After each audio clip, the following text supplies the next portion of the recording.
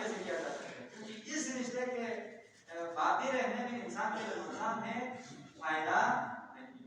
حب دنیا کو نکالنا ہے تو اس کا طریقہ کیا ہو سکتا ہے؟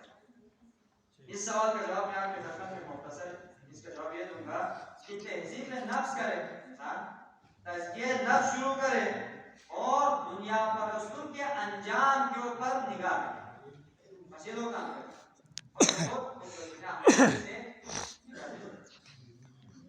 ایک تو ہم یہ کریں کہ اپنے نفس کی تربیت کرنا شروع کریں، تہذیب نفس، تزکیہ نفس، تربیت نفس آپ کریں۔ دوسرا، وہ افراد جو اس دنیا میں دنیا پرست ہو چکے ہیں، وہ دنیا میں گم ہو چکے ہیں، ان کے انجام کے اوپر آپ نظر رکھیں تو آپ خود بخود جو ہے اس کو دنیا سے ہم باہر آ سکتے ہیں۔ ایک تو مثال تاریخی، فرعون کتنا طاقتور تھا، کتنے عزائم اس کے پاس تھے اور کتنے جو ہے اس نے مظالم ڈھائے، نتیجہ کیا ہوا؟ آپ کے پاس ہے یہ چیزیں تاریخ میں۔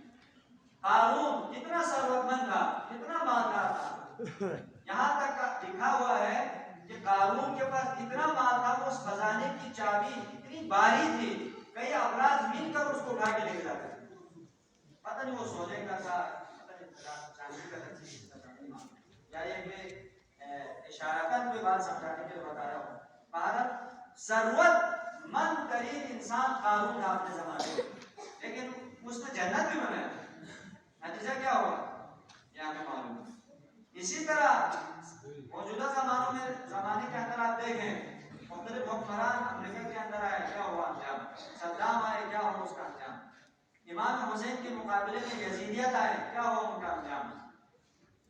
باقی ائمہ علیہ السلام کے زمانے میں جتنے بھی ظالم و جابر حکمران آئے، ان کا انجام دیکھیں، یہ تمام ان لوگوں کا بھیانک انجام ہے جو دنیا پرست ہے، حب دنیا میں غرق تھے، دنیا کی محبت میں بہت دور نکل چکے تھے، واپسی کا راستہ انہوں نے اپنے لیے نہیں رکھا تھا، اس وجہ سے یہ سب دنیا کے غلام بن گئے۔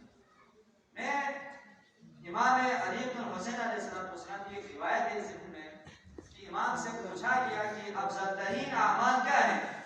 مولا فرماتے ہیں کہ ما من عمل بعد معرفت اللہ و معرفت رسولہ، کوئی عمل ایسا نہیں ہے معرفت الہی کے بعد، معرفت رسول اللہ کے بعد کوئی ایسا عمل افضل عمل نہیں ہے مگر یہ کہ افضل من بغض الدنیا، دنیا سے دشمنی سے بڑھ کر بہترین عمل پیش ہے۔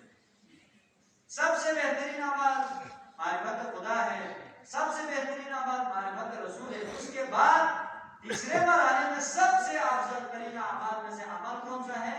دنیا سے دشمنی، حب دنیا نہیں، بغض دنیا ہماری دلوں کے اندر، قلب میں، وجود انسانی کے اندر بغض دنیا ہونی چاہیے۔ اگر ہم دنیا سے دشمنی رکھیں گے تو اس صورت میں ہم کامیاب ہو جائیں گے، ہم نہ نفس کے غلام ہوں گے، نہ نفس کے اسیر ہوں گے، نہ ہم گناہ کے دلدل میں پھنسیں گے، ولو آگاہی میں رکھتا ہو، ولو آپ پڑھے لکھے افراد میں شمار آپ کا نہیں ہوتا ہے، لیکن اگر آپ نے تزکیہ نفس کیا ہوا ہے، دنیا سے دشمنی ہے آپ کی، تو اس صورت میں اس دنیا سے دشمنی کا نتیجہ یہ ہوگا کہ انسان گناہ میں نہیں پھنسے۔ میں آپ کو تین واقعے کی طرف اشارہ کرتا ہوں۔ اس دنیا میں سب سے پہلی معصیت پروردگار کی معصیت کس نے کی اور کون سی ایسی گناہ تھی جو معصیت الہی میں سب سے پہلے فہرست میں آتا ہے؟ فہرست اگر ہم بنائیں تو نمبر 1 پر آتا ہے تکبر ہے۔ دنیا میں سب سے پہلا گناہ ابلیس نے کیا تکبر کے ذریعے سے۔ تکبر بہت بری سی بات ہے، سجدہ کرے نہیں کرے، اس نے کہا کہ میں آگ سے بنا ہوں، یہ وہ سارا داستان میں آپ کو یہاں سمجھ نہیں۔ پھر اس کے بعد دوسری جو ہے نا بری صفت اور گناہ کے لسٹ میں اگر ہم دوسرے نمبر پر لائن پہ ہرس، لالچ، طمع، اسی طمع نے ہمارے اور آپ کے والد بزرگوار کو، والد گرامی کو جنت سے نکالا، حضرت آدم و حضرت حوا علیہ السلام۔ ان دو ہستیوں کو خدا نے متعال نے ترک اولا ہونے کی صورت میں جنت سے کیوں باہر کیا؟ کیونکہ خدا متعال نے ارشاد فرمایا تھا کہ آدم و حوا ان درختوں کے پاس جانا ہے، ان درختوں کے پاس اصل آپ نے جانا نہیں ہے۔ جس جگہ پر منع کیا تھا وہاں پر چلے گئے